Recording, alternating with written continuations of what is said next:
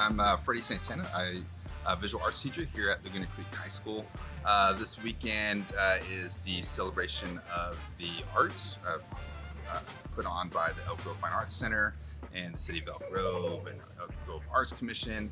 So I'm going to go ahead and I'm going to curate a art show for middle school and high school students from our district. It's going to be a great celebration, showing a lot of the great talented students that we have, as well as a lot of the talented teachers that we have that are supporting these students. I'm Beck Shadbourne. I'm super excited for the clay day. I'm going to be demonstrating on the wheel for you guys. It's going to be super cool. I will even be teaching people, so like if you ever want to stop by, I can show you how to center or open the well or whatever.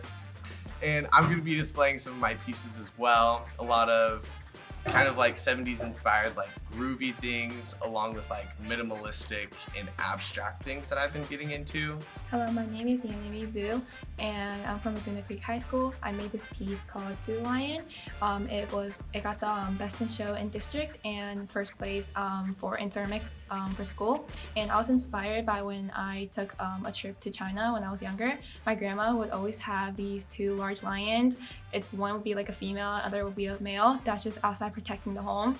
So I was just inspired by that to create this piece. And I'll be at the district show on Saturday, so come and see me, and I'll be making other ceramic pieces as well. My name is Addison Roseberry. I teach ceramics at Laguna Creek High School.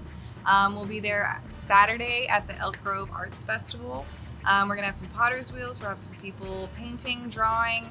Our art students will be out there representing Laguna Creek. It's going to be really exciting just thinking about all of our past years with COVID and everything. This is our first real opportunity to engage with the community and show off what our students have been learning outside of Zoom and outside of distance learning and like hands-on stuff. So it's really exciting.